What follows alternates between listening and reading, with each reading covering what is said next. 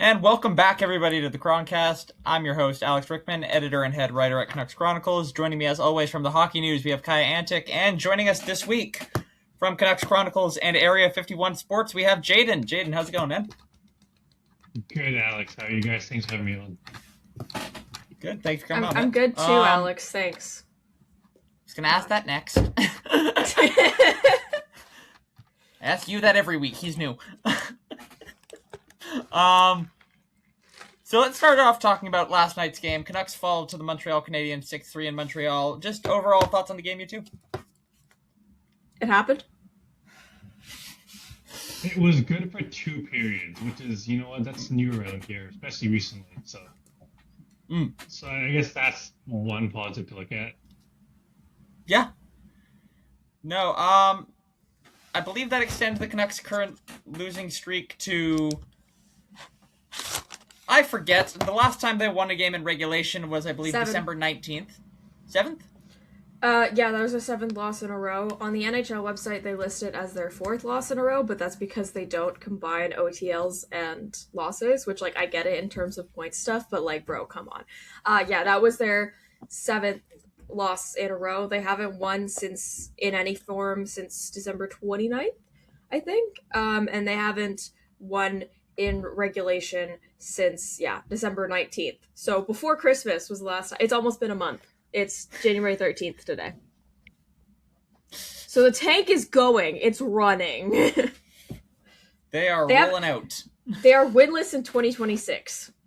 Like most of us. But they are winless in 2026. They are a bad hockey team. They are a bad hockey team. Everything, team tank, whatever. They just suck. I think the winless Aldergrove Kodiaks in the PJHL from last season could beat this Vancouver Canucks team. They went 0-41, I think. Wow. Yeah, it was bad. I'm gonna fact check that. And I mean, it's bad here. Things just look, whenever you watch Bleak, whenever something starts to go right, like Jaden was saying, the first 2 periods last night, pretty solid, just completely falling off the rails by the end of the game. My mic still working? Yeah. Unfortunately. Okay, cool. Sorry. 0-48. Sorry. 0-48. Wow. Mm-hmm. Yeah, just they can start to have things go well, but the moment one thing starts to go right, it feels like another goes wrong. Kind of case in point there, Thatcher Demko. So, a few days ago on Hockey Night in Canada, while we were being humiliated by the Toronto Maple Leafs, Thatcher Demko once again left injured. Not sure when he's going to be back. There has been some talk that, even from Adam Foote, he might be shut down for the season. What do we think about this? Shocker! I'm so shocked. Actually, the most surprising thing is the Canucks actually shutting somebody down for the season, because in history, they have not done that. Yeah, Thatcher Demko. He's out for the season. Honestly, in the eternal words of Fernando Alonso, karma. You re-sign this guy for an extension that he doesn't deserve, because, he had one good year where he was a Vezina finalist, but he's still not really up there, because also, if you're wanting to have playoff success, he didn't play in the playoffs. Need I remind everybody? He has no experience in high-pressure situations. He has no experience in... he played in the bubble playoffs. I was in high school when those happened. That's how long ago it was. Yeah, I have a lot of thoughts about the Thatcher Demko re-signing when they had... Archer Shilovs was kind of still an up-and-comer because, he's had an on-and-off year in Pittsburgh, but also... I'm pretty sure he's probably played more NHL games this year than Thatcher Demko has. So you re-sign the guy who is one injury away from being Jack Campbell. He lets in 3-on-6 shots. And correction, they're not called the Aldergrove Ironmen, and they have 1 win this year. 33 losses, but 1 win. Yeah, Jaden, anything you want to add there about Demko? I wrote about it earlier this year, but that contract is looking really, really, really bad. Not only was it back to his no move clause for all 3 years, it's $8.5 million. So I think it's like the second highest paid goalie he's gonna be. And for a guy who does not play, like he can get injured getting out of bed. Like my grandma's like 85 years old, has 2 knee surgeries, and I think she has healthier knees than Demko, which is really concerning. Especially for a guy who's supposed to be, our bona fide #1 elite goalie. But like, like Demko's hurt, like shocker, like book found in library, water in the ocean, bears trapped Fork in the found in woods. kitchen. Exactly. Like this is nothing new. Demko getting hurt is nothing new. But how bad the Canucks asset management has been. Not only are you going to pay Demko a lot of money, you're going to extend him before he's even played a game this season with even like his health like in jeopardy, not knowing how healthy he was going this year. It's bad all around, and the Canucks are paying the price for it. No, it really feels like 3 things are certain in life as a Canucks fan: death, taxes, and Demko getting injured. And I'll add to the poor asset management thing, on top of having Demko locked down for a long time now with money and a no movement clause, they've got Kevin Lankinen on a big contract too for a long time, also underperforming this year, at least staying healthy, but not looking like the goalie that they paid. Because they overworked him last year too. And like they exactly. paid him out of a complete panic move. It was like, oh, we don't know what we're gonna do. Demko's hurt. Kevin, you're playing good. Here, Kevin, take all the money you want. Just here, take it. We need a goalie. And now that's aging like milk. Yeah. No, it's just frustrating, and it's almost as frustrating to see how it has blocked paths for young goalies in at least the immediate future, because it obviously forced the Shilov's move. Now, Shilov's has not been excellent this season in Pittsburgh, but he has still been around, and it blocked a chance for him. But also, Nikita Tolopilo has looked very solid in most of his NHL starts so far. Find a way to get him into some games. Yeah.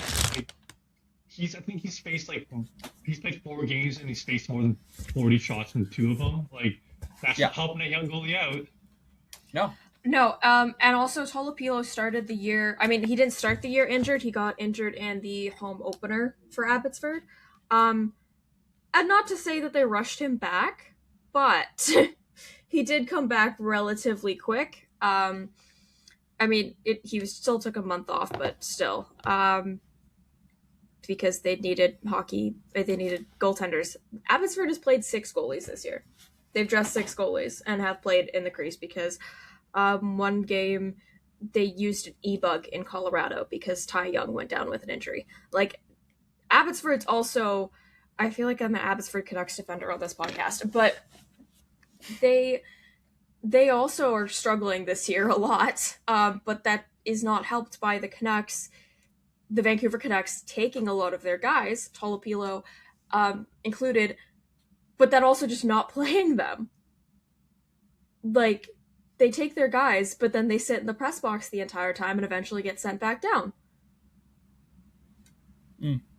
Anyway, that's my thoughts on that. When it comes to Canucks goaltending, it is still a goalie graveyard. And yeah, Tolopilo's great. He's a great up-and-comer. It would have been great to have, Lankinen with a young backup or, a good tandem. If they're not both starter quality between him and Archer Shilovs, that would have been a great tandem. That was what I wanted to see this season. Instead, the Canucks do the dumbest thing they possibly could and re-sign a guy before he got injured for the upteenth time. And like, he is coming off of a healthy offseason. There were so many teams that needed a goalie. Like, I know there's conversations about trading within the division and stuff, but Edmonton, come on, guys. Like, Connor Ingram is pretty much their starter right now, and they claimed him off waivers. You could have made a trade for Demko for that one. And it's better than letting him go, for free like they did with Markstrom. Like, there's so many better options, and yeah, that was a betting move. Don't get me started there. But there were so many better options, and instead you keep him, the no move clause, And what does he do? The only seat he's not warming the crease, he's not warming the bench. The only seat he's warming is the press box and the physio office. Yeah. And, like, I'll just add, there'd even been talks into this season, I don't know how serious, but some rumors at least about possible Demko trades going on in season. If he's shut down for the season now because of all of this, you're not getting a trade off this season. His no move kicks in next year. And frankly, you've just allowed his value to tank so much, just continuing the trend of poor asset management from this organization. Just not able to strike when the iron is hot. Yeah, right? It's bad. Like, it's really, really bad. There's no other words to describe it other than awful. Everything is awful. The world sucks, including the Canucks.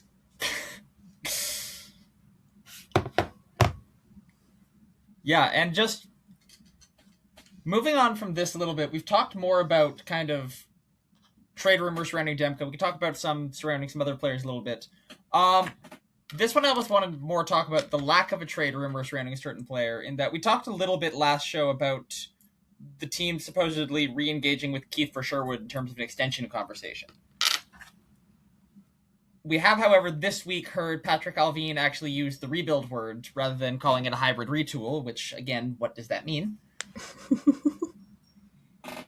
Effectively, what I'm trying to say is, where do you think we're actually trying to go? Do you think there is a certain goal they actually have at the end of the tunnel right now, or are they just kind of spitting out buzzwords hoping something sticks? I mean, the Hughes trade kind of signified you have to rebuild. You traded your franchise player in his prime. When do you do that and you can? And when do you do that and say, yeah, we're still trying to win games? You're not. Mm-hmm. That is the definition of throwing in the towel. You traded Hughes. You got younger. You trade for Bouillon. You trade for Rossi. You trade for Ogan. You acquire a draft pick. If they acquire somebody like Jared Spurgeon or somebody like that in the trade, then it's like, okay, you can still try to be competitive. They threw in the towel when you traded Hughes. When Hughes out the door, you have to say, yeah, we suck. We have to trade our best player. We're a failure. We're going to rebuild. We're going to get better for the next 3 to 5 years. The fact that Kiefer Sherwood is still on the team is really concerning to me. He just got hurt. Teams would want him. Like, Kiefer Sherwood is a guy that's tough. He can score. He can fight. He's physical. He's exactly the type of player that helps you win games in the playoffs. Like, teams would want him. Teams are also not going to be throwing Vancouver any floaties, They're going to be throwing them anchors. If the best you get for Kiefer Sherwood is a second-round pick, take it. It's way better than letting him walk out the door in July for free. Like, I don't know what they're doing with this. Kiefer Sherwood needs to be on his way out. I love the guy. I'm all aboard the Chief Keef train. But seriously, get some ass back to this guy because it's going to screw you. Like, it screwed him back in 2017 when they didn't trade Hamhuis. They didn't trade Verbata, and they didn't trade Ryan Miller. That's part of the reason why the Canucks are at where they are today, because poor asset management, not trading those guys. Don't make the same mistake Benning did. Trade Sherwood. Just honestly trade anybody that people are offering to get something half decent for. Yeah. Get rid of Evander Kane. Yes. He shouldn't even been acquired. I texted he shouldn't have been. Yeah. Oh my god. I found out about the Evander Kane trade like an hour before I graduated from BCIT. Like an hour before I crossed the stage, I got the notification that Evander Kane was traded to the Vancouver Canucks. Way to ruin my day, eh? Way to ruin my day. Yeah. That's awful. I think if that happened to me when I would have purposefully fallen down the stairs at SFU. That's awful. I'm so sorry that happened. Yeah, no, I remember making a TikTok back when he got announced when they didn't trade for him because he was a free agent because he had the longest suspension of any player in 2021-22. I went through the Wikipedia pages for suspensions and fines for the last 10 years the other night because why not? When Edmonton signed him, I made a TikTok saying like, "Oh, good luck for the Oilers." In the eternal words of Fernando Alonso, karma. Anyway, Yeah, Evander Kane needs to be gone, or I don't know where I was going No. with that, but It's, I And I just mean, I so think funny. Like, it's so hmm. like no, the I only think time. we've talked about it on this show. Like, I could even see us getting something okay for him just because of the archetype GMs like to add in the playoffs and him having some solid playoff performances in his career.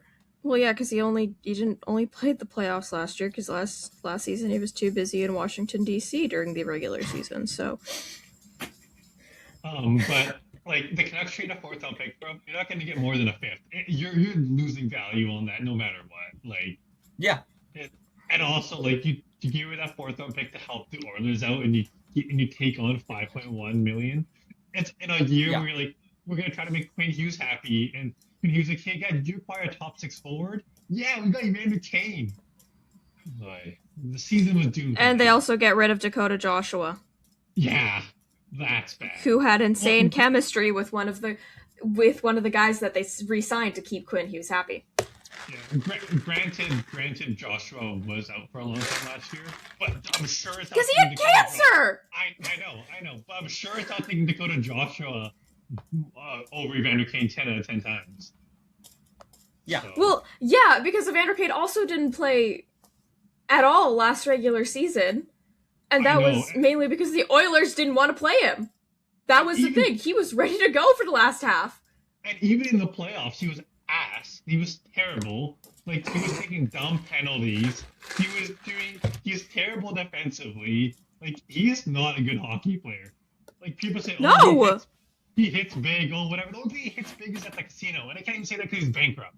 Like, there's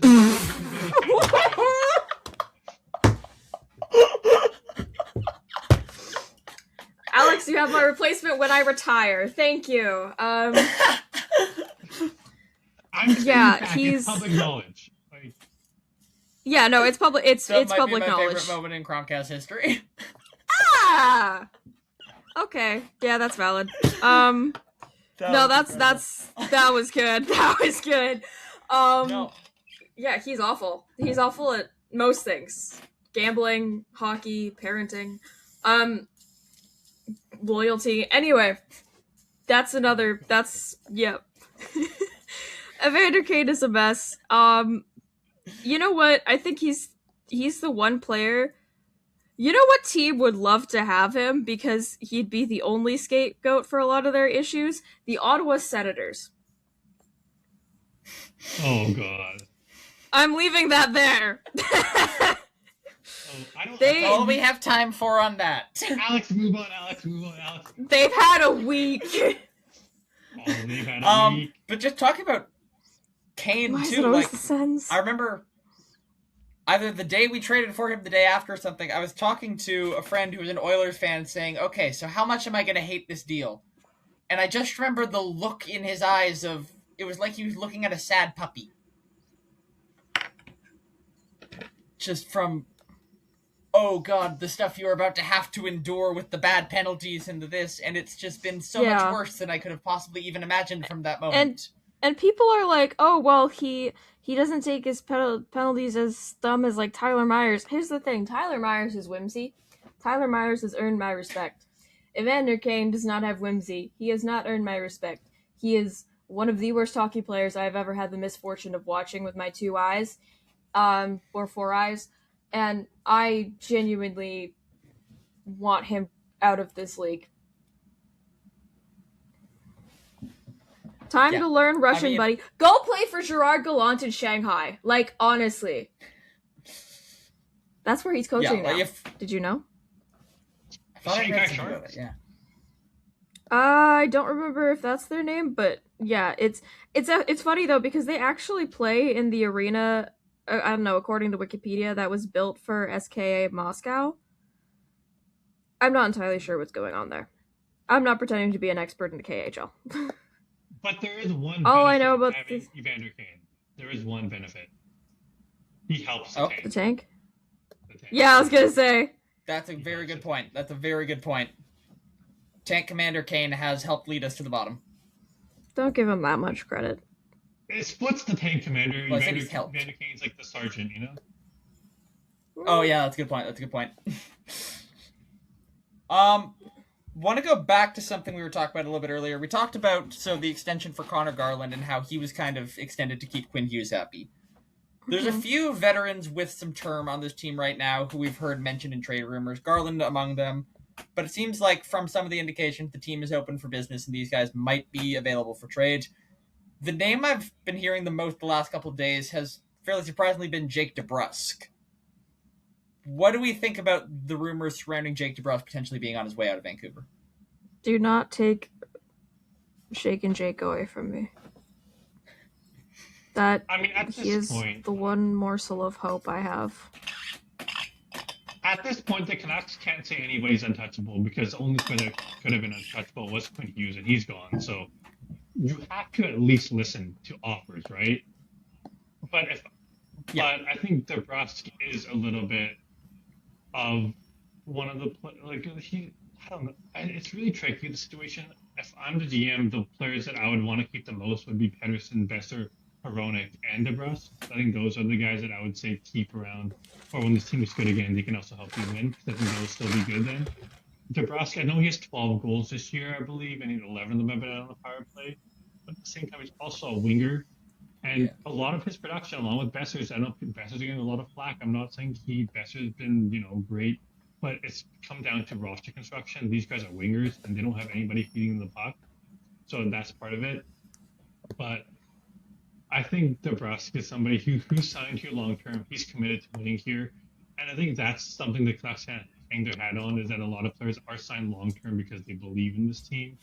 And quite frankly, I don't know a lot of people who do believe in this team that are even on this team.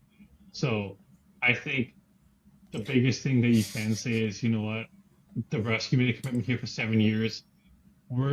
Thank you for believing in us. We're going to get this thing back together. So maybe by the last 2-3 years of your contract, we're in the playoffs again. But that being said, if a team offers you a first-round pick and a prospect, by all means, you can't. At the very least, you got to at least entertain that deal. Yeah, I don't know. I could see it. I understand the wanting to keep the veteran kind of presences on your team as well. DeBrusk was on a very good Boston team.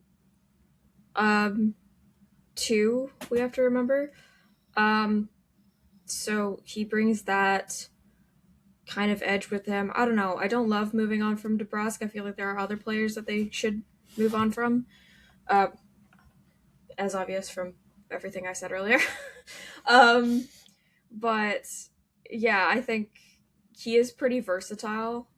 And he is pretty good on the power play, especially for a team whose power play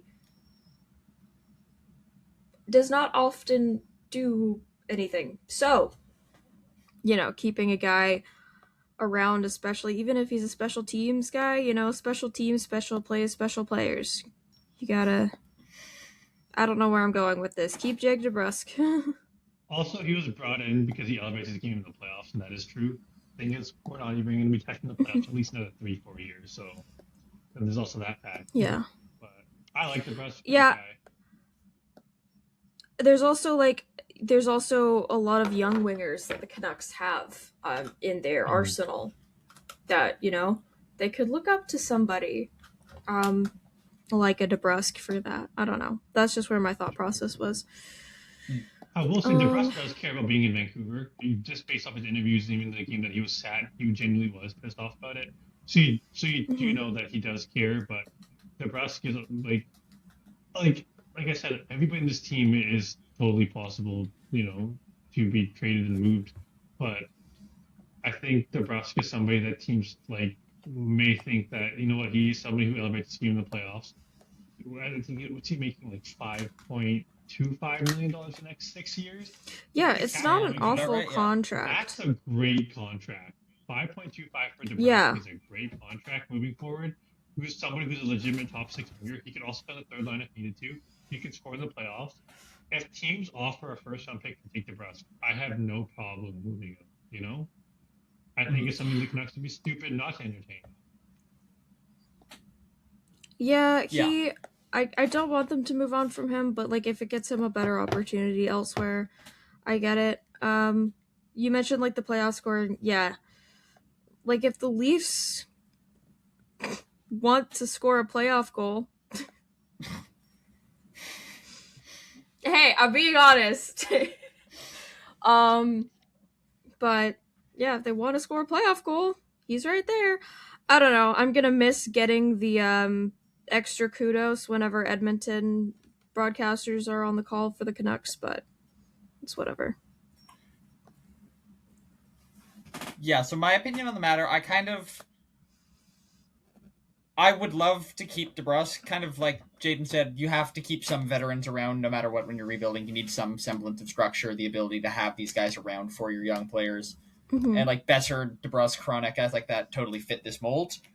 But also, I don't think anyone over the age of 25 should be like, no, we can't move them at all. There shouldn't be anyone in that category where it's like, if you're over about that age, I feel like you should be open to a good offer.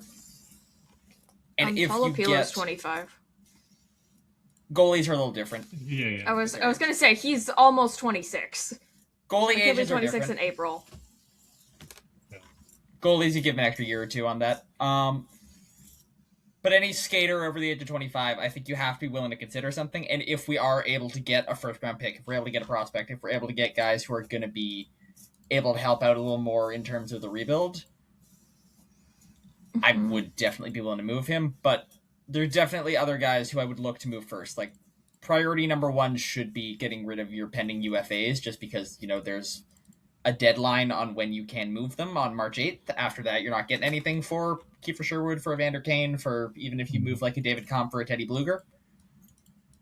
But once you're through that, as you might see some guys like Connor Garland getting some interest as well, and I would be willing to see Connor Garland, Jake DeBrusk, Brock Besser, any of them move for the right price.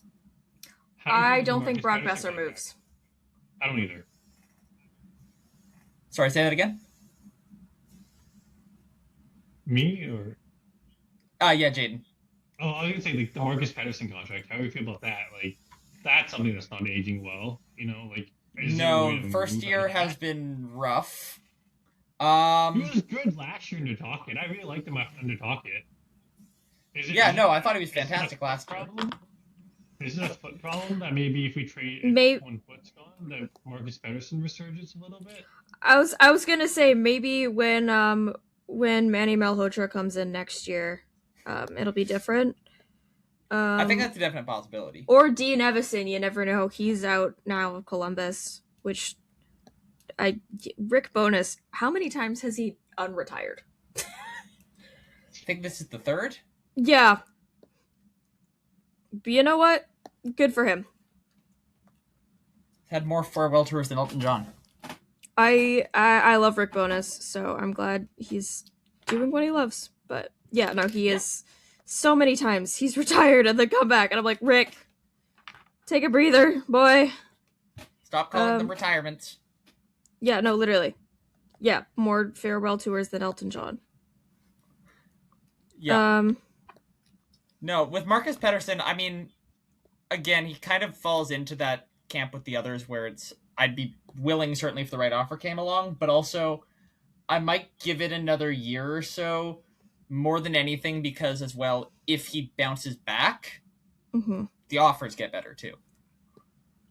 True. So it's a bit of a gamble too, because if he also somebody else on a new move clause, which is also right, a problem. Right, we gave everybody those. I forgot about that part. So happy that's being Welcome back, Jim CBA. Benning. Wait, what? Isn't the whole new no movement clause, isn't that being changed in CBA? Can we give up I think 5 guys the no move clause moving forward? I think there was some kind of a limitation being added. I don't know. I learned that they extended a CBA, or they changed the CBA so that there wouldn't be a strike. I learned that like midway through the season, and I'm still kind of mad about it because I want to drop them, but whatever. Look, can a girl have something interesting going on in the NHL? The Colorado Avalanche have 4 regulation losses. Can something interesting happen in this world? Well, something did. It's just we kind of skipped over it because I don't want to talk about the Ottawa Senators thing right now. Anyway. Well, no, I didn't mean them. I meant like a good team. Like the San Jose Sharks, Macklin Celebrini, North Fan product. Hey, that guy's pretty good. Yeah, that's pretty good. Chicago Blackhawks, Connor Bedard is he's only had 2 points in like 20 games. What's that about, buddy? He was injured, that's the joke. And he was sick last night, which is why he didn't play. The San Jose Sharks, proof that a rebuild can work, because they did really, like, they hadn't made the playoffs, I think, since 2019, I want to say. But they didn't really truly rebuild until they started removing, their key pieces, like Meyer, Hurdle, Carlson. Asset management, yeah. They get rid of Carlson, they get rid of all these big contracts, and then, they suck for a little bit, because as is expected, but then, Celebrini's third in scoring in the NHL at 19. You know what I was doing at 19? Nothing. I was playing Star Wars video games that haven't been updated since I was in grade 11. Like, that's what I was doing at 19. Okay, this guy's running away with it. He's at 70 points at the halfway mark of the season. Dude's insane. And also, the Sharks are also have missed a lot of key players too because of injury. Like, Will Smith is still out. Who is... I don't want to say this because they got separated. But, like, he's like the Mitch Marner to the Austin Matthews. I can't use that comparison in the playoffs yet. So hopefully non-derogatory, because they haven't made the playoffs yet. But I think Macklin Celebrini, if the Sharks make the playoffs, which they are ahead of LA right now in the standings, if the Sharks make the playoffs, which I think they very much could do, Macklin Celebrini should be in contention for the Hart Trophy. 100%. And you know what? I'll give the Sharks credit. They surrounded him with great players at the start. Like, signing Tyler Toffoli in the offseason when he was a free agent. Amazing move. Absolutely amazing move. And that's done one. Yeah, who knew that signing Tyler Toffoli was a good idea? Jim Benning. Who knew? I know! Jim! This could have been us! Sorry, I threw my pencil. It could have been us, Jim. Jim! Oh. Yep. Yeah, like, it should have been Pedersen and Hughes having sleepovers with Toffoli, okay? Exactly. Tanner was literally dad on the team. Oh my god! My god. If I think more about the Vancouver Canucks and all of the opportunities they've squandered over the years, I think I will scream. More than I've already done on the show, which has happened.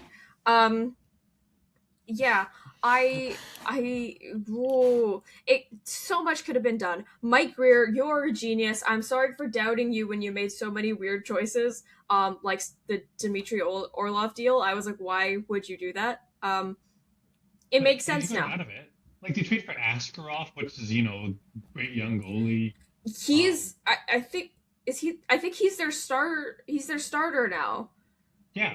I don't know who their third goalie is. Honestly, he's their starter, and it's Alex Nedeljkovic, who, Serbian. I had this thought in my head, determination, something like that. I was gonna say something in Serbian, but I completely blanked, and all I could think of is swear words, and I'm not gonna subject you to that. So, yeah. Cheers, Živeli. There we go. I got it eventually. I'm bilingual. No, I'm not. I'm bi a lot of things, but not bilingual yet. I gotta give the Sharks credit because I thought they were so screwed because they had Hurdle making a lot of money, they had Carlson making a lot of money, they had Burns making a lot of money. And they all got out of it. So I gotta give them a lot of credit for that.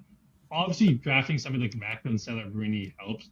Who knew that sucking and getting a top draft pick works out? I'm not saying everybody's going to be Macklin Celebrini. That kid's a 1-on-1. And I think he's a great talent. I think he's going to be a great player moving forward. But the Sharks are set up for success because of that, But okay, here's the thing. Because the Canucks didn't even have a first overall pick, and they got Quinn Hughes at 7. And how did they do with that? So, Well, hey, the Canucks also had what was it in 2014? 6th overall? What was it in 2016? 5th overall? 5th or 6th. 6th is, I think, the one you're thinking. 2016 was 5, 2014 was 6. Yeah, because Matthew Tkachuk was 6th, and then Ehlers and Nylander were after 6 and 7 in 2014. Yeah. Anyway, I mean, it's the Canucks, so they're never going to get first overall.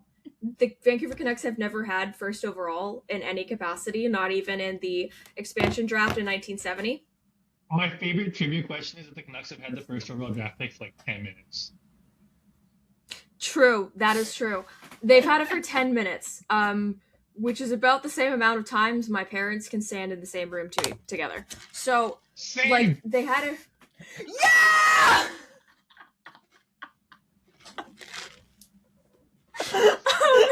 Yeah, they had it for 10 minutes. That's the longest the Canucks have ever had a first. And they've sucked. They've sucked for so many years. They made the 82 finals on a fluke. They were the pinnacle of mediocrity for so long. They draft the Sedins, big whoop. Hall of Famers, whatever. They've never had first overall. So that's why when people are saying, oh, tank for McKenna, I still don't think, even if they tank and they get the last place, the Islanders had first overall last year. Anything can happen. I think that, if anything, they're getting second, and they're getting Stenberg. You know what? Hear me out. Which I'll take that. That's a win. Hear me out. I want to pick second this year. Hear me out. I want to pick second this year. You know why? There's been so much toss-up between McKenna and Stenberg, and obviously with the World Juniors. I don't buy into that, like, because obviously the World Juniors are only like a 2-week tournament, and it's not going to be totally. a player's whole career, right? Like, look at Eric Johnson. That guy ripped it up in the World Juniors, and you know how he Justin Pogge, right? So many guys. But I want to pick second this year because you get the luxury of not having to pick. You get somebody else to make that pick for you. If the Canucks take Stenberg at 1, you get all the criticism of, and this week it didn't work out, this, that, whatever. Personally, I don't buy that, but just how the media outlet is, it's going to be like, the Canucks took a sweet at 1, the only first pick, right? But then also, if whoever picks at 1 doesn't like McKenna, because there always are some flaws in the game, and the Canucks get McKenna at 2, that's incredible value for a guy who's so skilled, great hockey IQ, and is just so dynamic in the offensive zone. Totally. If you get McKenna at 2, that might be, ideal scenario for the Canucks. And also, you get another first-round pick with the Minnesota pick, and hopefully you get another pick with the Super Silver trade if you get a first-round pick for him. Yeah, like this and I mean, if we trade vets, potentially even more. Yeah, exactly. And this is also like a pretty deep draft too. You're getting a good pick no matter what with McKenna, Stenberg. You're getting a good pick. You're getting a good player. Yeah. You're getting a good pick. They're getting at least 2, hopefully, if they don't trade it, because it's the Vancouver Canucks. I don't know if Minnesota's pick would be high enough, but I would love to see them get Viggo Bjork. That might be, if he drops a bit. He'll probably go top 10. He'll probably go top 10, but a girl can hope, because that would be, because then we would have both the Bjorks. Hear me out again. Yep. Hear me out again. Could we see the Canucks trade up into the top 10? Could that be a thing? That could be a thing. Can we get Malhotra? Tyson. Oh, yeah. Could we get that another center? Could we do something like that? Could we see the Canucks trade up if you have multiple first-round picks? Like obviously they do right now, but if you get another first-round pick, say the Canucks have 3 first-round picks. Could you package the last 2 for a pick in the top 10? Because honestly, I would love that. Getting 2 in this draft, that would be huge. Yeah, for example, they trade Kiefer to Colorado. Do they still have a first? They should have a first, right? No, Islanders have theirs. From what? Brock Nelson. Nelson. Um, Was that okay. Dallas doesn't have a first. Okay, this is gonna hurt my heart so much because I do not like them whatsoever. But if Vegas got Kiefer Sherwood, Vegas don't have a first. what the hell? From what? Calgary. From what? Assuming Noah Hannafin. Ugh. He's not even good for a fifth. What the hell, guys? Hannafin's been Nope. got traded a while ago. Jaden died. It's just picked. Okay, we'll try to get Jaden back. We'll Like, keep how talking a long little is bit to make gonna this happen? editing process easier for Alex. I'm gonna Yeah, tell you my Bjork- real thoughts about Thatcher Demko. No. Vigo Bjork right now, yeah, I think he'll be a top 10 pick. I like him a lot. I have some concerns with just his size and how small we are at the center position right now. Would like to maybe get someone who's a little bigger, just with the fact that, Size the doesn't team gets matter, pushed Alex. around a lot as is. It's so funny to me. This is completely off the rails. Not completely. I've gone off the rails. This is on staying here in the before. podcast, just so we're This is clear. this is staying in the podcast. Very in good. I'm actually not 100% sure if it's in the regular Game Changers universe for Rachel Reed books, but in her standalone book Time to Shine, the main characters play for Calgary and they play Vancouver, decently often because it's Vancouver and Calgary. The Utah Mammoth have not gone to a shootout this season. Sorry, that's besides the point. I just noticed that. The Vancouver team is always noted as being too physical and too violent, and they're basically a team full of goons. And I find that so funny considering the Vancouver Canucks that I know.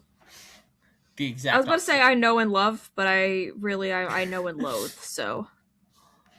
All right, so we've got Jaden back. Yeah, He's returned I from don't the know. Internet connection, guys. But yeah, the idea of all good, it happens. The idea of making some kind of that trade up, I do like. I think certainly if we have a third first round pick, or if we acquire future firsts, maybe packaging like if we get somebody else's pick in 2027, maybe giving up a second to 2027 first and the Minnesota pick or something to move up this year could work. Yeah. I wouldn't trade a first round pick, even a future. I'd only trade up if there's both of our the Minnesota pick and another first round pick we get. Well, sorry, I just want to restate that a little clearer. If let's say we trade Kiefer Sherwood, but we get a 2027 first rather than a 2026 for him. Trade the one we acquire, trade two newly acquired picks, basically. Totally, yeah. Yeah. Anything else we want to talk about in terms of draft coverage, or should we talk about the Olympic roster that Kaja wanted to talk about? I also have the kicking motion thing, Alex. Oh, right. I missed that. Okay, yes. It's in pink. Basically, there was an interesting moment last night. I just wanted to have a short debate about it on here. Interesting moment where Zach Hyman was going to score a goal, and instead of the puck hitting his stick, it hit his knee, which was going towards the goal because that's where you want to go if you want to score a goal in the NHL. And the referees determined it a distinct kicking motion, but if it went off, if it went off here and not my foot, is that a kicking motion? This is my knee, by the way. If it went off there, how is that a kick? Because, I watch a lot of sports, and a lot of them involve kicking. I've never seen it determined a kick if it goes off your knee. Yeah. So, I have not... You go ahead, Jade. Okay, sorry. I think any way you can score in soccer should not be allowed in hockey. I think that's the biggest way. You can't headbutt the puck in. You can't fully kick it in with your foot. I think the only I love it when they headbutt the puck in. So you're saying that if a goalie touches the puck and it goes into the net, they shouldn't do that? That shouldn't be allowed? If it goes off of another player's foot that's on the defending team, it shouldn't go in, a la Eddie Ocampo? I am no soccer aficionado. I don't watch a lot of soccer. I'm sorry, but I think the way that it is described in hockey with the whole motion thing, whether it's be your head, whether it be your shin, whether it be your knee, whether it be your foot, if players score in soccer in that way by kicking their hitting it off their knee, hitting off their foot, and then headbutting it in, even though it is entertaining, I don't think that should be allowed in hockey. I think that's should be the standard of a kicking motion or not. So I gotta see the goal before I make like an actual claim on how I think it should have been called. But I guess the important thing to me in the language is that it's not that you can't. It's not that it's like a kick. It's that it's a kicking motion. So if the motion of his knee was like a leg kick, whether or not it's his skate or his knee that hits the puck, it's more the motion that I think is the problem. That being said, I haven't seen the goal, so I don't know what his leg was doing, what it looked like, the angle he was coming in at, and all that. So if I see it, I don't necessarily think whether or not it hits his knee or his skate matters. It's more about how he's moving his leg to move the puck and what happens as a result of that. I'm looking it up. Talk amongst yourselves.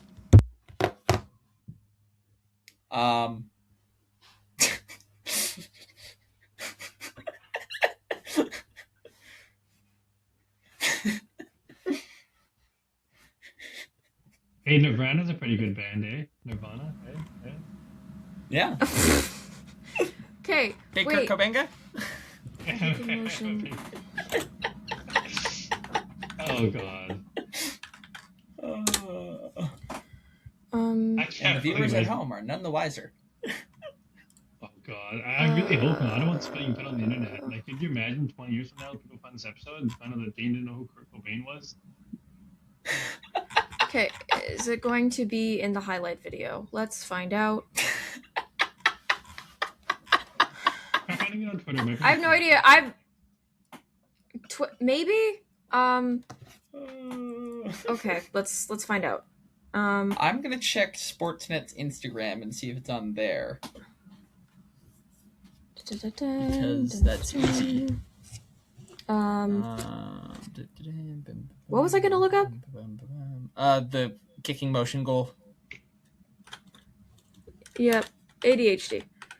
All of my news things on Twitter are heated rivalry related. If that doesn't say anything about me. While we're trying to find the goal, any thoughts on the Canucks game tonight at time of recording against the Senators? It's gonna happen. Hopefully, I hate being the guy that, I think at this point rooting against the Canucks is kind of rooting for the Canucks, as weird as it sounds. Hopefully, it ends in another loss. Because, in the long run, a loss now is a win later, so that's the best way. Exactly. Like, it's an investment. Okay, exactly. I just hit latest. Is Steve William in the lineup? Do we know that? Is that been confirmed? Was it only held one game healthy scratch? Not sure. I would, because from what I heard, the healthy scratch last night was just kind of not meant as a punishment or something. It was just them trying to not overwhelm him. So I would assume he's back in tonight, but I haven't seen. Which, if that was in fact the reason that he was scratched, makes sense to me. But if it is in fact something that becomes a pattern, that's concerning. I don't know what they're talking about, but there's some transphobe with the last name Hyman, which doesn't help. And then we might have to give up on this mission. What? Okay. No, I will look for this goal. It is a thing that happened. I watched it with my own two eyes, and I'd go back onto the Sportsnet replay. But why would I be allowed to watch something in Edmonton? Okay, that's not it. Nope, that's not it. It went off his knee. I have no idea. Olympic rosters? Twitter is a hellscape. Yeah, Olympic rosters. Basically, my point is the women's Olympic roster for Team Canada got announced, and it looks very similar to the one that they sent to the rivalry series. I mean, Sarah Nurse is still injured. I don't know why. Yeah, anyway. She has played one game for the Golden Knights this season. Need I remind everybody. and Canada in the rivalry series, which if you don't know is a thing, it's not inspired by heated rivalry because women's hockey outdates that book. Very good book though. I have it behind me somewhere over there. Oh, I didn't know it I was a book. started it last night. I didn't know. Oh no, okay, so the show is based off of a book series. Heated Rivalry is the second in the book, but the show actually includes both book 1 and book 2. And yeah, it's a 6-book series. But the couple featured mainly in the show, Shane Hollander and Ilya Rosanov, they're the main characters in book 2 and 6. Those are the main characters in the show, but then there's also another couple in book 1. It's a whole series. Rachel Reed is a great author, guys. But yeah, the rivalry series is a series between the women's national teams of the Canadian side and the American side. The Americans swept Canada, including a game that I think was 10-4, 11-4. I stopped watching when the Americans scored their 10th. Okay, I think it was 10-4. And that was in Edmonton. It was a very bad defeat. I will say that. And Canada basically ran with the same lineups, which I don't think that they should have done. There's a lot of veterans on the trip, and it's not like you can make the veteran argument for like Team Canada for the men's side, like for names like Connor Bedard being exempt from the lineups, like, oh, they want to get some veterans in there because it's like potentially the last, I threw something. It's potentially the last time that a lot of these guys play in the Olympics, potentially their first and last time. That sounded morbid. But with they've been setting the women's teams. And yeah, I don't love it. There's a lot of young talent that I think should have been included because, for example, the US has 7 NCAA players on their roster. Which is a lot of young talent. I mean, Layla Edwards spearheading that, but I think there are a bunch of players that Canada could have included, a bunch of younger players that Canada could have included. I'm really excited to see Jen Gardner getting in her first Olympics. And yeah, she's one of the younger players too. But yeah, there are names, i.e. Chloe Primerano, which I think should have been on the roster based on her performance in, red and white. Yeah, that's my take on that. They're running a veteran lineup against a lot of younger teams, which will be interesting. I don't know. Just look at the Pittsburgh Penguins to see how well that works out. But I'm still looking for this damn goal. No, definitely interesting to see. And I guess a lot of the veteran argument, too, for me, on the men's side at least, the reason why I would want to bring veterans is not necessarily even out of it's their last chance, we got to send the best possible team. But it's more of a, guys who have that experience playing the big games.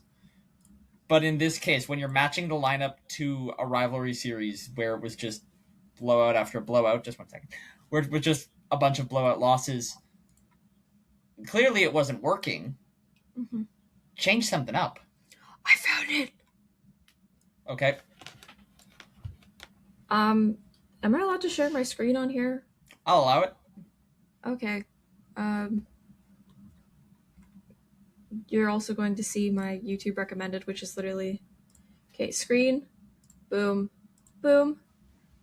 I'm going to mute it, so copyright, whatever. So there, is that, okay. So Hyman's right there. Yeah, that's not a goal. Kicking motion. That is a yeah. That is not Now that I see it, now that I see it caffeinated, that's a goal. Yeah, they were right for that one. Yeah. Those Oilers sweaters are sick though. They are. I gotta say. I like those ones, yeah.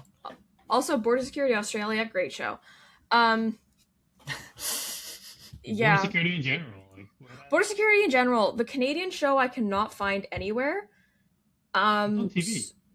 Well, yeah, but like streaming or whatever. I can't find it anywhere. I have a website that checks where things are, like on streaming websites in Canada. The only one it lists is Fubo, which I don't have. What is Oh. it? Yeah, it's mainly a it's mainly sports for one. football. I mean, I don't know. I just use it. I've just soccer, used yeah. it. I've just used it for soccer. Yeah, because that's where Yeah. that's where the one soccer stuff goes for me. So I'm like, that's the only time I've ever used Fubo, and I don't have it really. So Yeah, I just use it for the Premier League pretty much, and not where I expect to find border security. yeah, no, it's random, and they have. It's so weird. They don't have it on Crave, but they have the Australian one in French. I don't know, and I loved the border security show when I was younger. Yeah. And like I would like to watch it, but instead I have YouTube compilations of it in like 240p. that's all I can find.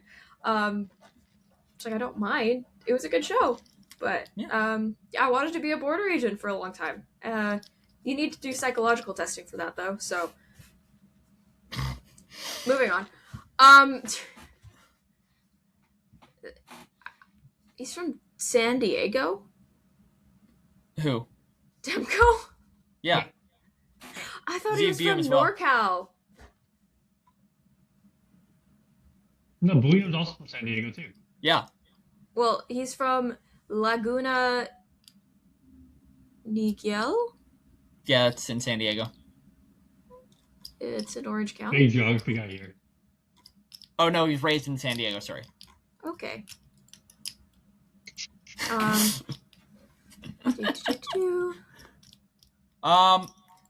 Anything else we want to talk about in hockey, or should we move on to the sport that's bringing me joy right now? Is it bringing you joy?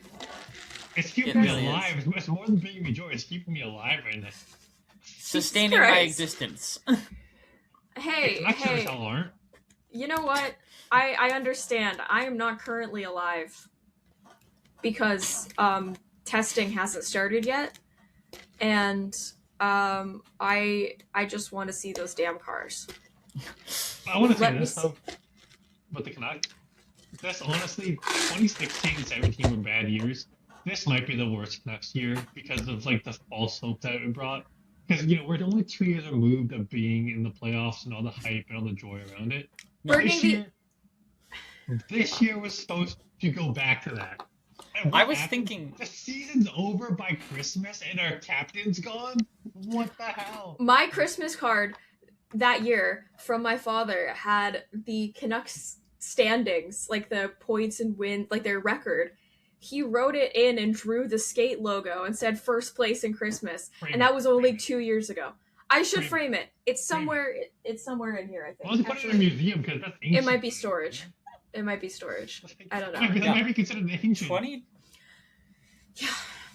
The 2023-24 Canucks were maybe my favorite Canucks team I have ever watched, and it's gone so quickly to this. Right? Yeah, the one thing with 2011 was just I was so young where I couldn't fully understand it. I was so spoiled. I thought, because I started watching hockey 2008, and the Canucks are pretty much good ever since, right? To that point, and I was like, holy, winning the NHL is so easy. All we gotta do is beat the Blackhawks in the playoffs, and we go to the Stanley Cup final. Oh, we're one game away. Lose. We get smacked in Game 4. Yeah. In Game 4, Game 3, Game 4, Game 6. Whatever. Game 7's on home ice. We lose.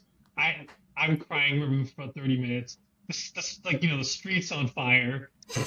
I'm like, you know what? Next year we add David Booth and we add a couple of these guys. I'm like, all we gotta do is win one more game. It's easy. We can do this. Jared Stoll happens. I'm like, oh god. Why was I lied to?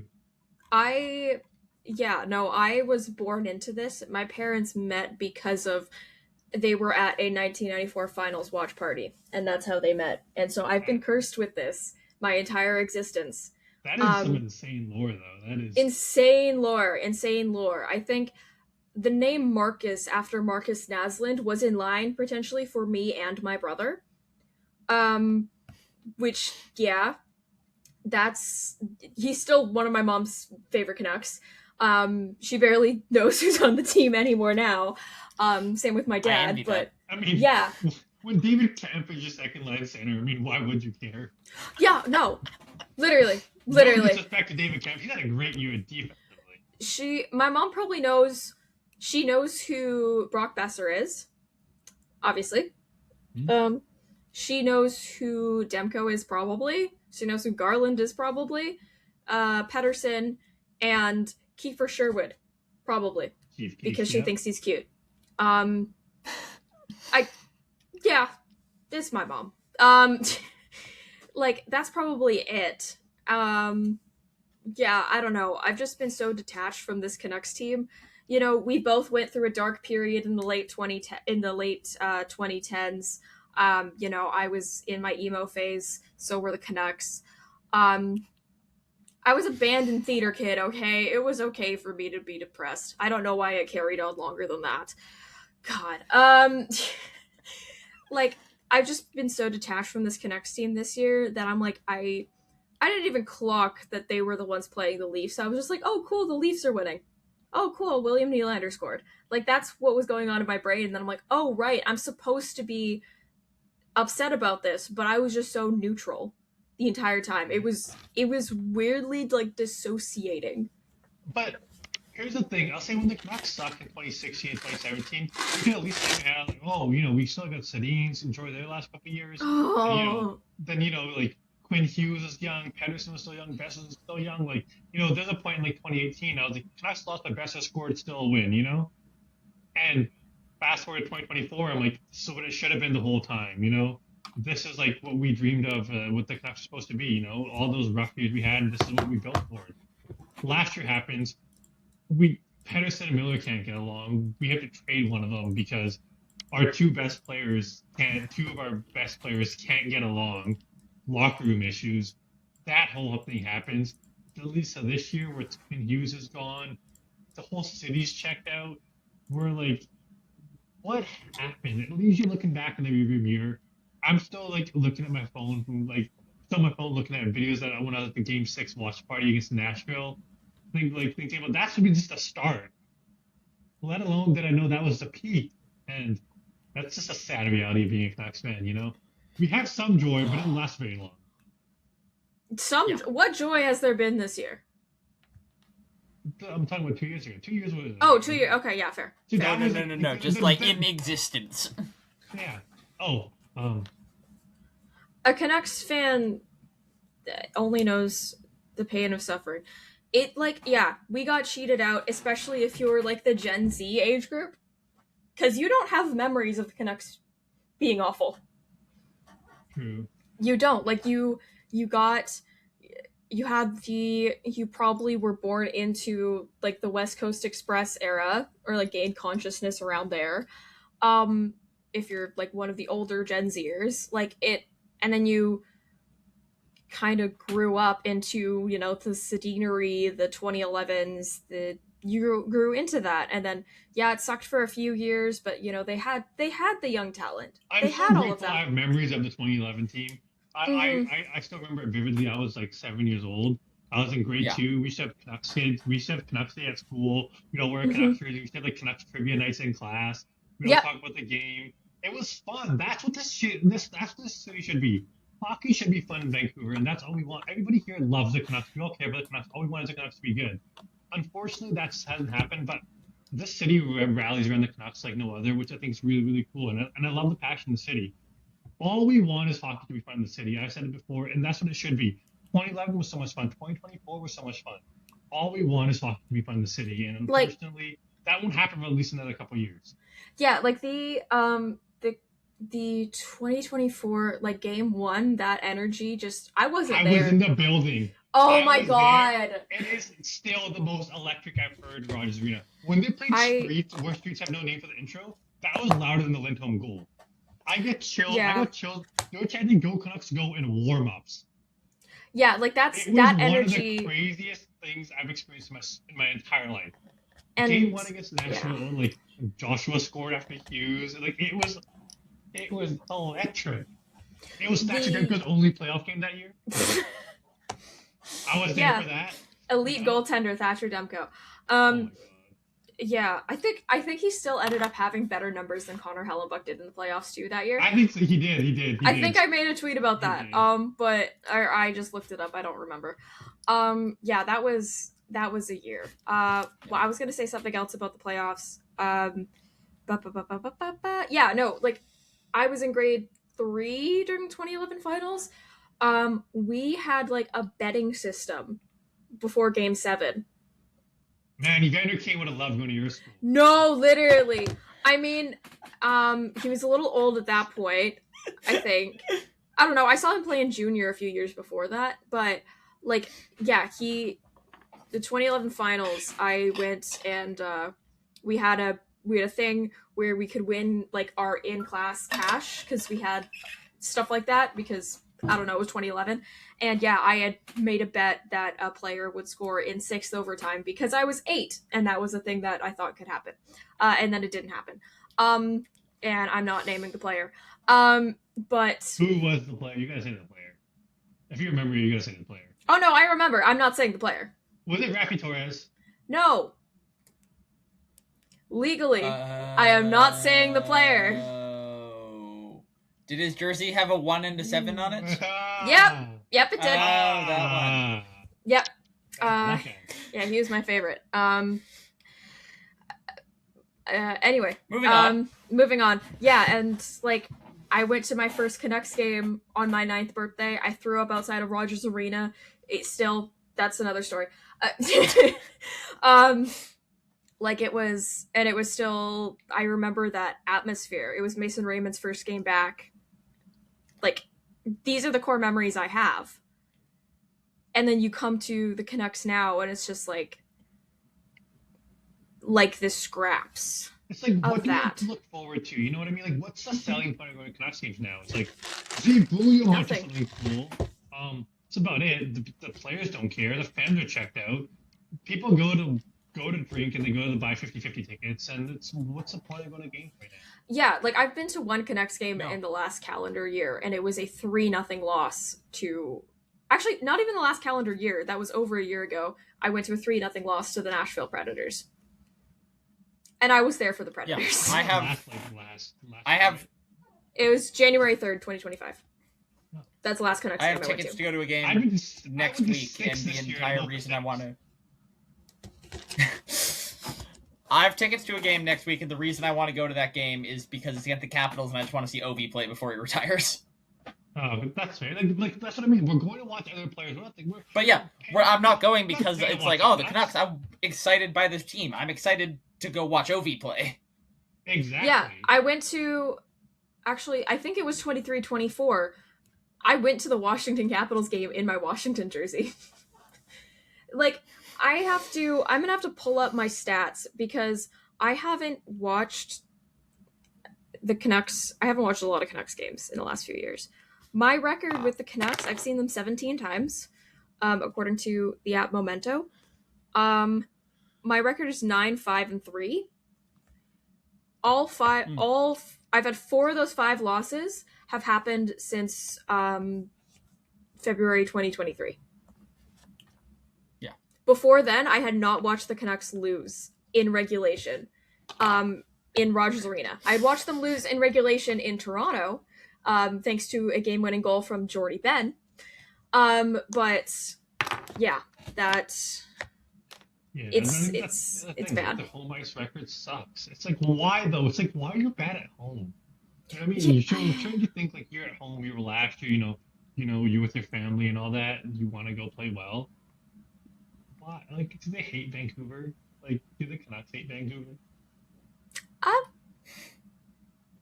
You know what? If it was some sort of convoluted way to try and get Ken Sim to resign, I wouldn't be opposed to it. I haven't seen the Canucks win in person since December 14th, 2023. I don't think I've seen them. I think the last time I saw them win in person was the Kiefer Sherwood hat trick against Colorado last year. So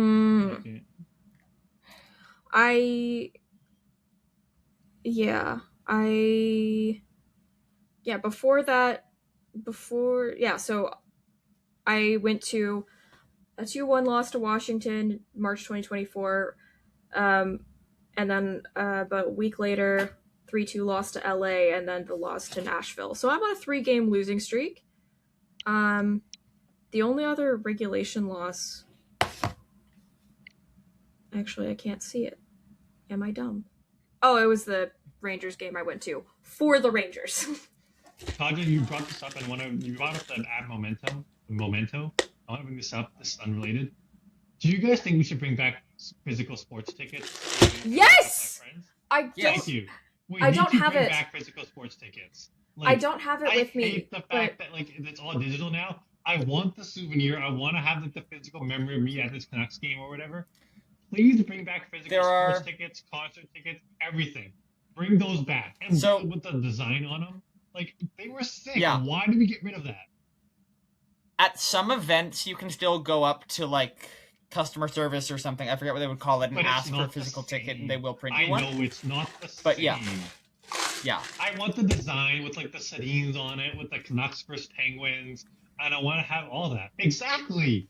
This is the ticket from my first ever NHL game. This Sunday, December 4th, 2011, 6 p.m. against Calgary.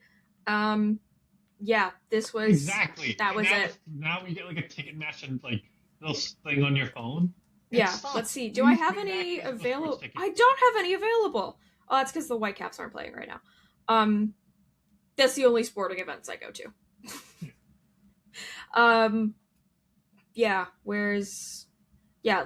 It's stupid. I was so happy when I got I went to Alberta in October, and we got physical tickets for the zoo and the Drumheller Museum and stuff, and I thought that was the coolest thing. View 41 expired passes. Yeah, I'm so tired of... Why do I have a Ticketmaster event pass where it says it's from Inner Mongolia? That's a glitch that happens sometimes. Okay. It's happened with me too, where it just says a Canucks game in Inner Mongolia or something. Okay, because this one was I think it was an Albion ticket. It's an idea for a Winter Classic. Better than Miami. Oh, we haven't had a show since. They're doing it in Utah. Oh yeah.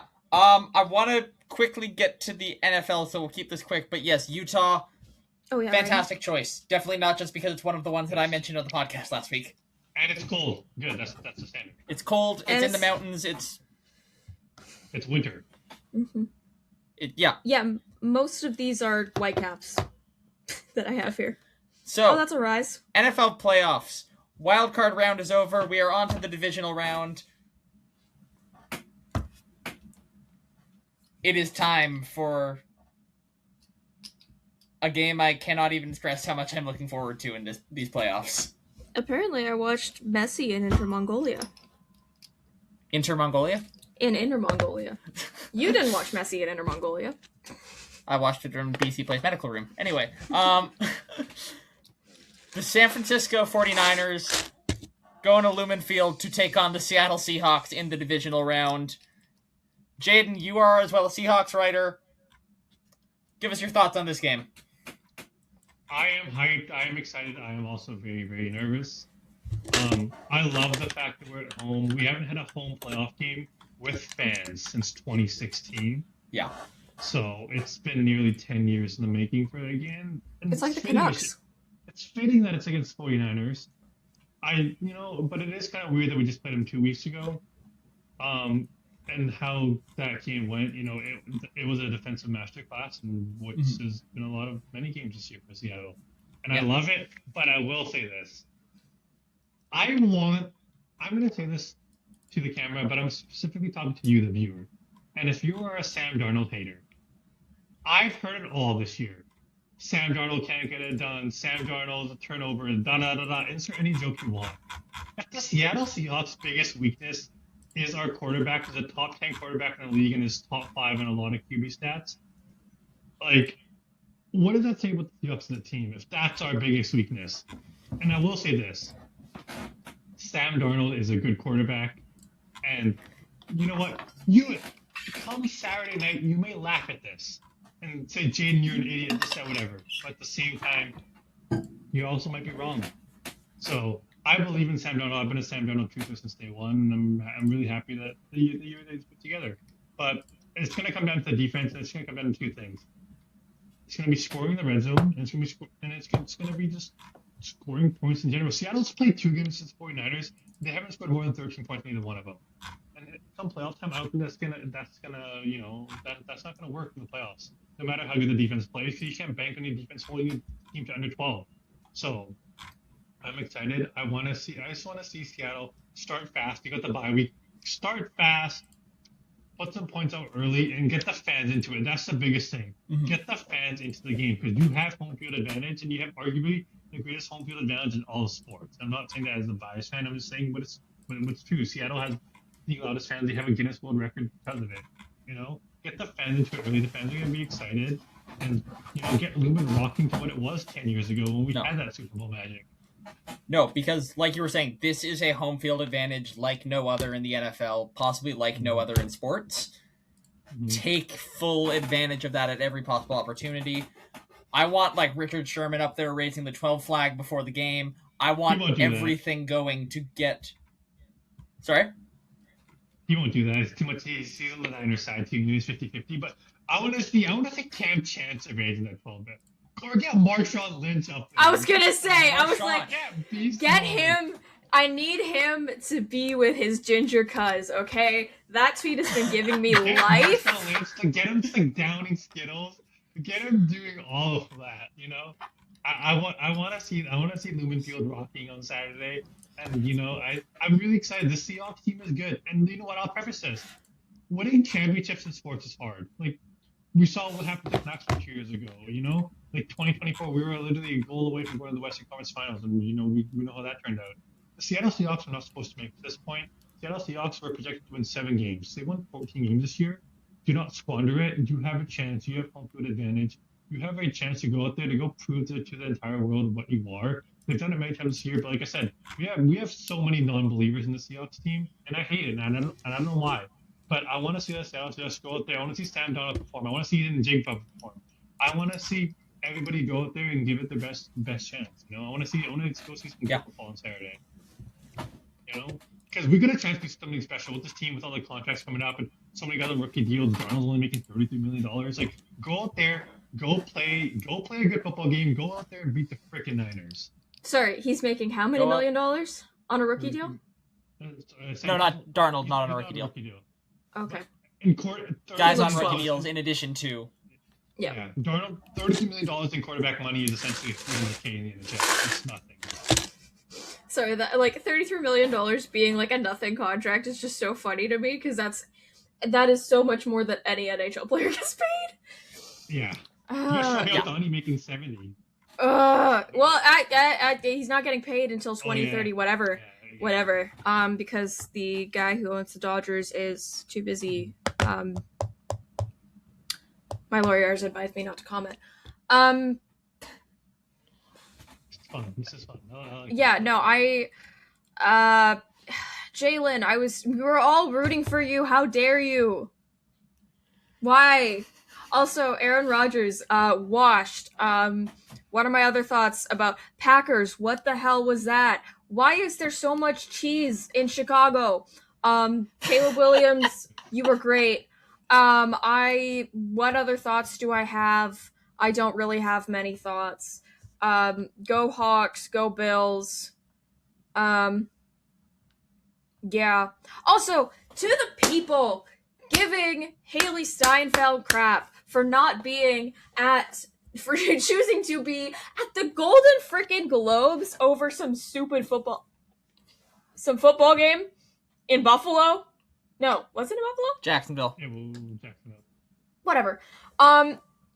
If Haley Steinfeld being at the Golden Globes instead of being in Jacksonville, Florida, because she's working and no one was caring that Josh Allen wasn't with her at the Golden Globes. No one cared about any of that.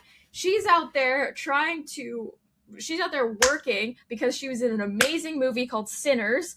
Like, she's doing her job. Hey, Taylor Swift wasn't at any of Travis Kelce's playoff games this year. Why was that? Why is no one giving her hell for it, huh? Where's she been? Where's Taylor? Is she in her private jet just circling around for fun? Anyway, I've been waiting a week to make that joke. Football playoffs actually have been fun. I'm not saying because the Chiefs are in it. I respect the Chiefs. I guess winning championships in sports are hard. Because winning championships in sports are hard. Any team that's able to do that year in, year out, it takes some credit. Also, having Patrick Mahomes helps. He's a great quarterback. I think Patrick Mahomes is probably one of the best quarterbacks of all time. My friend Kieran's going to hear this podcast, and he's going to comment something really unholy. I know this. Because I think Patrick Mahomes is a great quarterback, but I respect the Chiefs. I respect any team that's able to win championships year in, year out. So, yeah. There's got to be some level of tipping your cap to that. There's some words I have for teams that win championships year in, year out. Unlike the Patriots who cheated. Okay. Yeah. Well, I was going to say another team that cheated, but it was a different sport. And the Astros. Okay, I was going to say the Panthers, but that's another thing. Even the Panthers, I credit teams that are able to build teams that are able to win championships because it's hard. Yeah. The Canucks, we thought the Canucks were going to be a championship team moving forward, and how that. I mean, it helps. It helps for the Panthers because they have what's his name, the guy whose dad is the head of officiating, and now he was on the Bruins in 2011, and now he's part of the Panthers front office. Whose dad is still the director of officiating. Not to say anything about that, but that's. But also, you gotta respect the coaching and everything on these teams. The job that Paul Maurice has done there. The job I love that Paul Maurice. Has done, the job that these guys have done. Exactly. Teams that are able to win consistently have a great culture. It's not the Canucks have shown us. Well, the Dodgers have deep pockets. That's what. Anyway. Besides baseball, a little bit different, but it's hard to be a perennial championship contender, and some of the Seahawks do. I was so spoiled when I was growing up. Seahawks are a perennial playoff team, and I've seen the last couple years they haven't been. So I respect even when years they weren't in the Super Bowl, they were still making deep playoff runs. So I still give credit that teams that are making it in, year out. Even Toronto, to the extent the Leafs, if you're in the NHL playoffs every single year from 2017 on to now, it takes some credit, Yeah, even though they don't get far. Even though they don't have success, but still being in the dance, still being one of the top 16 teams every single year for the last decade. It is. No, they've done a lot more than teams like the Canucks have to actually build something that can get you something. That's why I feel like we gotta enjoy it as fans too. With the Canucks, we enjoyed it so much because we know how hard it is to get to that level. Yeah. We only played 13 playoff games, and we still enjoyed every single one of them because we appreciated how long we didn't have them before. Yeah. Yes. I guess that's my super half glass half full take. The Canucks. I am still pissed. The Canucks. Okay. Canucks. I was in fourth year when the Canucks had a home playoff game again. The last time that had happened, I was in grade 7. I was in grade 11, and I was my first year at BCIT from the gap, Yeah, because just 2015 was the last time they had hosted a home playoff. When they hosted a home playoff game. Yeah, I was in grade 6. Yeah, I was a grade 7, and then because it was 2015, and then they made the playoffs in 2020, but that was in the bubble, so that was in Edmonton. Exactly. The next time they hosted a home game, it was 2024, and I was worried about finishing my finals for fourth year university. Yeah, think how far we've come and grown up since then. And the Canucks haven't. Anyway. Exactly. I hate to cut this off, however, I do have to get ready for work quite soon, so I think we are going to have to wrap up for this week. Jaden, while we have you here, anything you want to plug? Instagram, it's _Jaden Teja 12. Twitter's at JT Sports BCIT. DMs are open. If you didn't agree with any of my takes, I am totally open and answering all questions and concerns. I get that a lot. I know my takes are not the most popular with a lot of people. Let's go Canucks, go Seahawks. Also cover the Vancouver Warriors too. They play this Friday at Rogers Arena. The Canucks aren't winning it at home. The Warriors are. So there's something to plug. $7 beers. $25 tickets. That's something Good. I'm happy to be on the Chroncast. I graduated from BCIT and I'm reading Canucks Chronicles. I applied thereafter. Thankfully, Alex accepted my application and he thought I was good enough to be part of the team, so I'm happy. And yeah, so thanks, guys. It's been a lot of fun. I'd love to be back. I'd love to be back. Hey, of course, Ben will have you on again sometime soon. Thank you very much for joining us. You can check out the show and Canucks Chronicles at Canucks Chronicles on Instagram, on Threads, and on Blue Sky. Please subscribe and follow the show. Thank you to Helmet and Marco for listening, and we will see you guys next week. Thank you. I think I hit stop.